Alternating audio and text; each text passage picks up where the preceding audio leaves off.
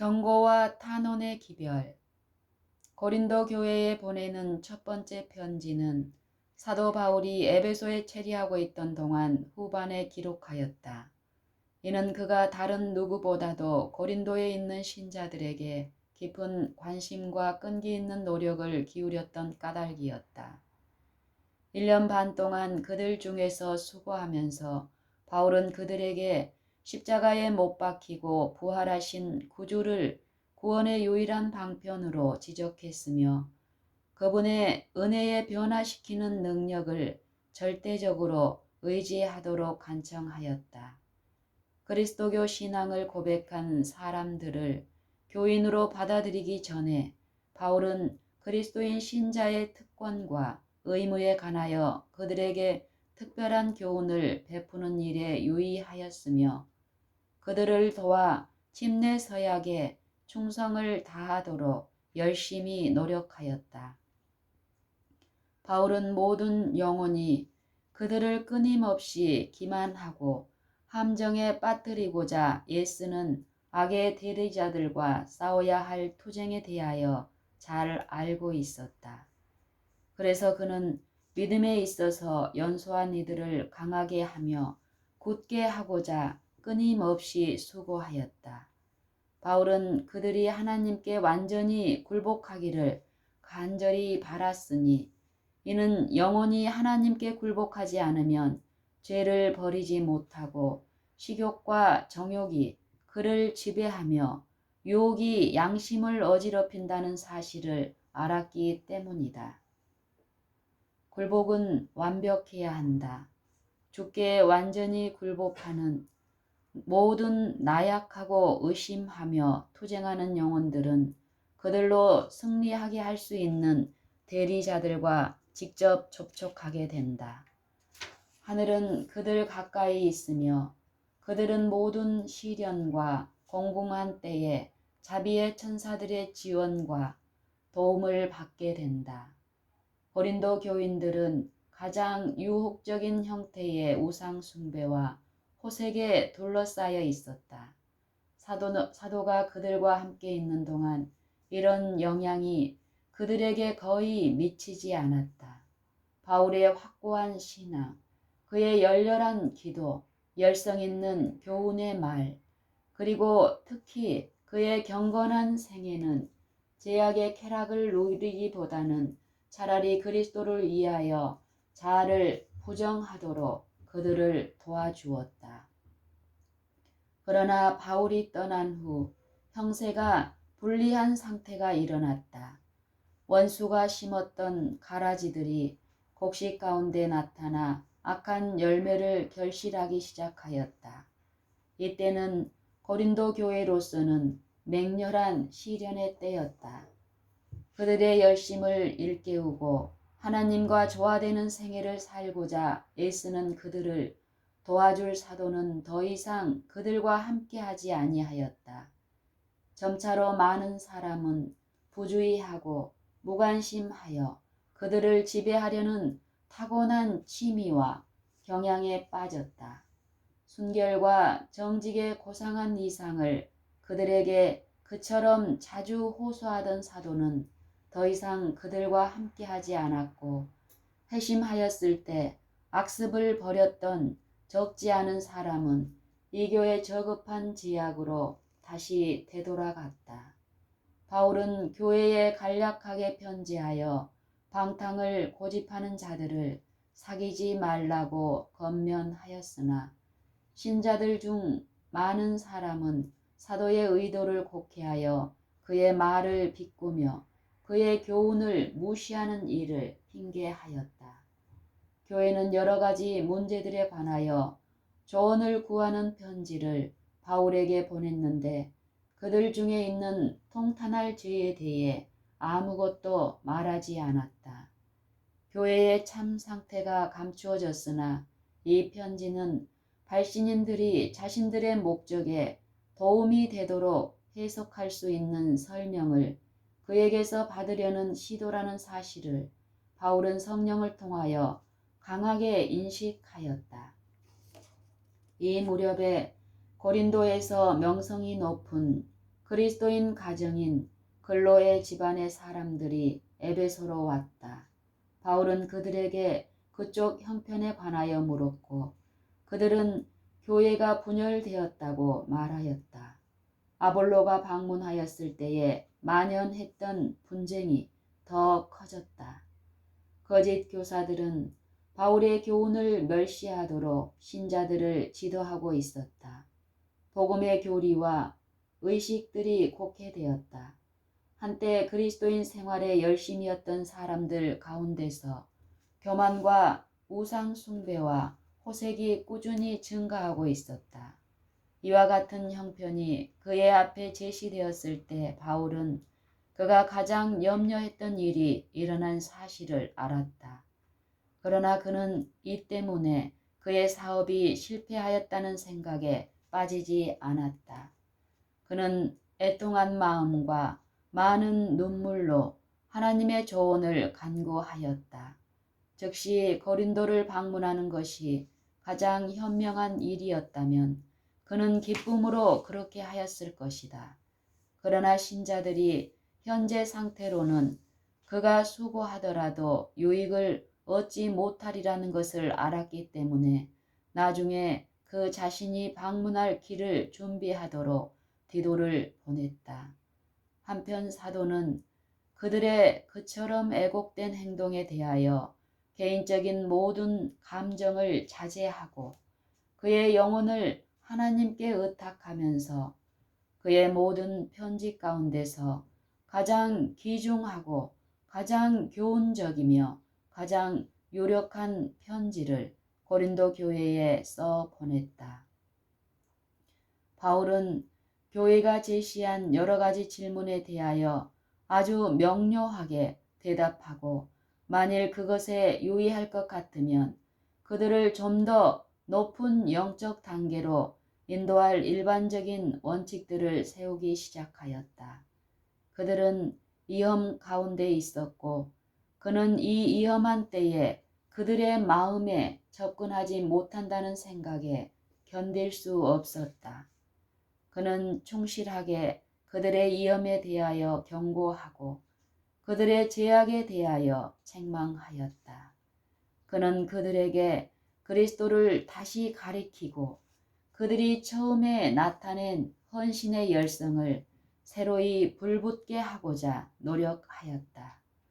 고린도 신자들에 대한 사도의 큰 사랑은 교회에 보내는 그의 친절한 인사에서 나타난다. 그는 우상 숭배에서 돌아와 참 하나님을 예배하고 섬긴 그들의 경험을 언급하였다. 그는 그들이 받았던 성령의 선물을 생각나게 하였고 그리스도의 순결과 거룩함을 얻을 때까지 그리스도의 생애에서 계속적인 향상을 하는 일이 그들의 특권임을 보여주었다. 그는 다음과 같이 편지하였다. 너희가 그의 안에서 모든 일, 곧 모든 구변과 모든 지식에 풍족함으로 그리스도의 증거가 너희 중에 견고케 되어 너희가 모든 은사에 부족함이 없이 우리 주 예수 그리스도의 나타나심을 기다림이라. 주께서 너희를 우리 주 예수 그리스도의 날에 책망할 것이 없는 자로 끝까지 경고케 하시리라. 바울은 고린도 교회에서 일어난 분쟁에 대하여 분명히 말하고 싸움을 그치도록 신자들에게 권고하였다.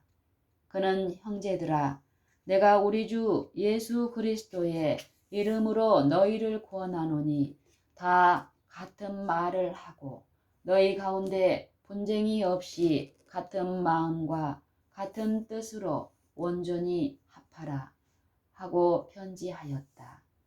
사도는 어떻게 누구를 통하여 교회 내에 일어난 분쟁에 대하여 알게 되었는지를 말할 수 있는 자유가 있음을 느꼈다. 내 형제들아, 글로에의 지편으로서 너희에게 대한 말이 내게 들리니 곧 너희 가운데 분쟁이 있다는 것이라. 바울은 영감을 받은 사도였다. 그는 다른 사람들에게 가르친 진리들을 계시로 받았으나 주께서는 바로 당신의 백성의 상태를 그에게 언제나 직접 나타내지는 않으셨다. 이 경우에는 고린도 교회의 번영에 관심을 가졌던 사람들과 제약이 교회 안에 슬그머니 기어 들어오는 것을 본 사람들이 사도 앞에 이 문제를 제시하였고, 사도는 그가 전에 받은 하나님의 계시로부터 이 같은 사태의 성격에 대하여 판단할 준비가 되어 있었다. 주께서 그 특별한 때를 위하여 그에게 새로운 계시를 주시지 않으셨는데도 참으로 빛을 찾고 있던 사람들은 바울의 기별을 그리스도의 뜻의 표현으로 받아들였다. 주께서는 교회들 가운데 일어날 곤란과 위험을 그에게 보이셨고, 이런 재난이 일어날 때 사도는 그 의미를 깨달았다. 그는 교회를 보호하기 위하여 세우심을 입었다. 그는 영혼들을 하나님께 대변해야 할 사람으로서 돌보아야 하였다. 그렇다면 그가 그들 중에 일어난 무질서와 분쟁에 관한 보고에 주의하는 것은 당연하고도 옳은 일이 아니었을까? 명백히 그렇다. 그러므로 그가 그들에게 보낸 견책은 그의 다른 편지들이 그랬던 것처럼 분명히 성령의 감동 아래 기록되었다. 사도는 그의 수고의 결실을 멸하려고 노력하고 있는 거짓 교사들에 대하여 언급하지 않았다. 교회 안에 있는 무지와 분쟁 때문에 그는 현명하게도 어떤 이들이 진리에서 완전히 떠날까 염려하여 그와 같은 언급으로 그들을 자극하는 일은 삼갔다. 그는 그들 가운데서 행한 자신의 사업을 다른 이들이 건축할 기초를 닦아둔 지혜로운 건축자의 일로 주목하게 하였다. 그러나 그는 그것으로 자신을 높이지 않았다. 그는 우리는 하나님의 동역자들이라고 선언하였다. 그는 자신의 지혜를 주장하지 아니하고 하나님의 능력만이 그로 하여금 하나님을 기쁘시게 하는 방법대로 진리를 전할 수 있게 해 주었다는 사실을 인정하였다.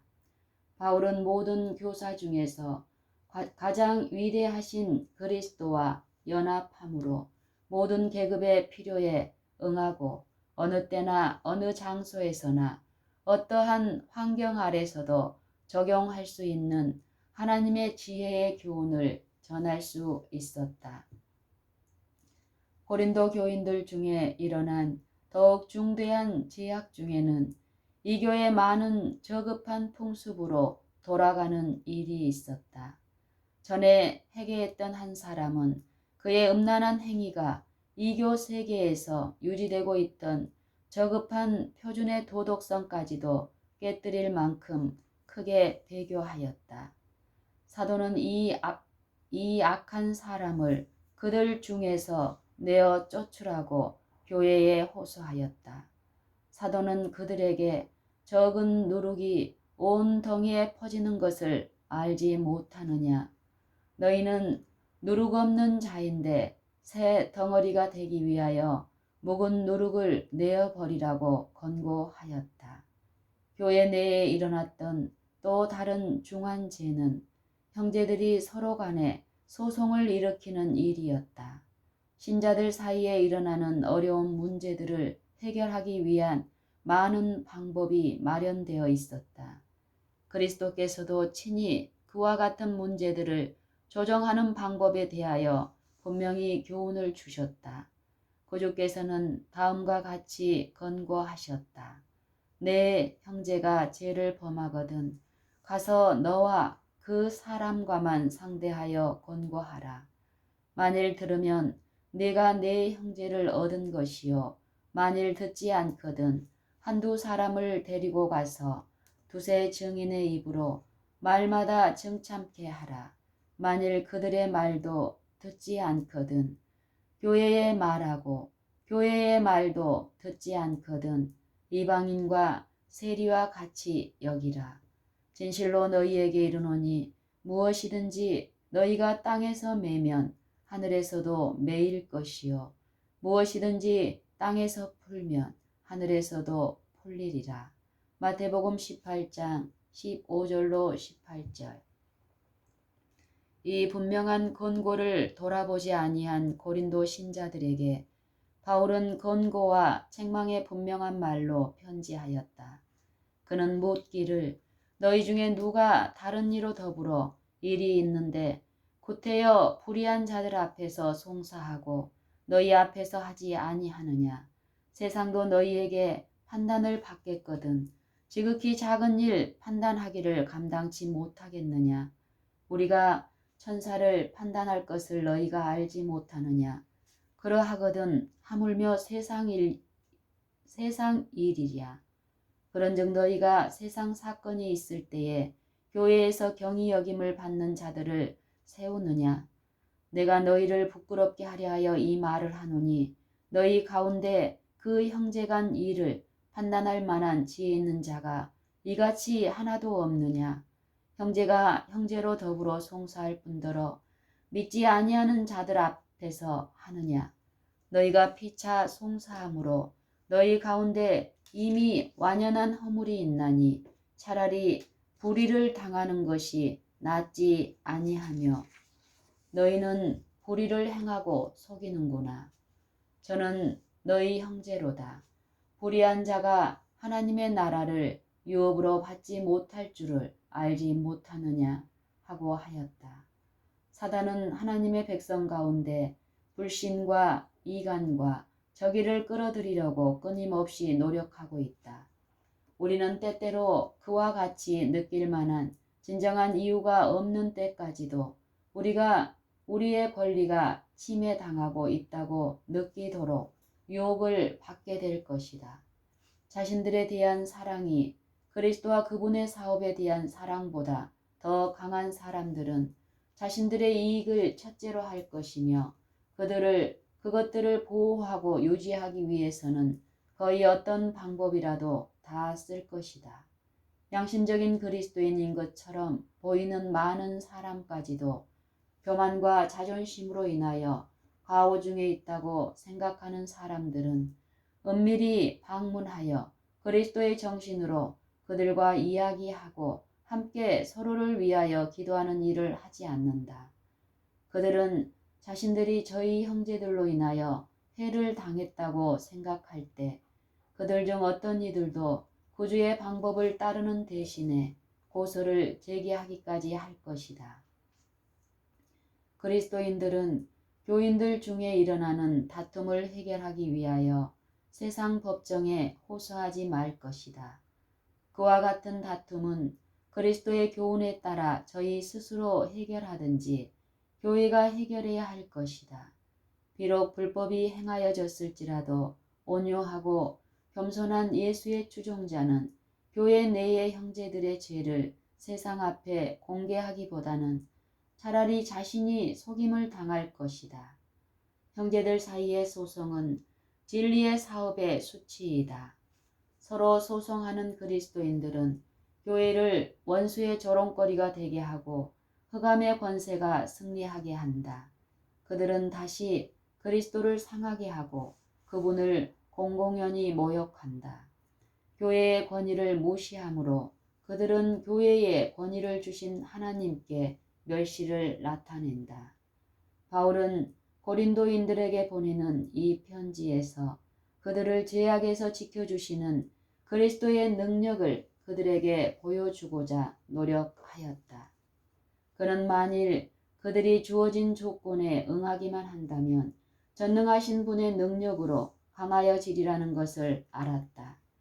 그들로 하여금 죄악의 속박을 깨뜨리고 주를 경외하는 가운데 거룩함을 온전히 이루는 것을 돕는 수단으로 바울은 그들이 회심하였을 때 그들의 생애를 바쳤던 그분의 요구를 따르도록 촉구하였다.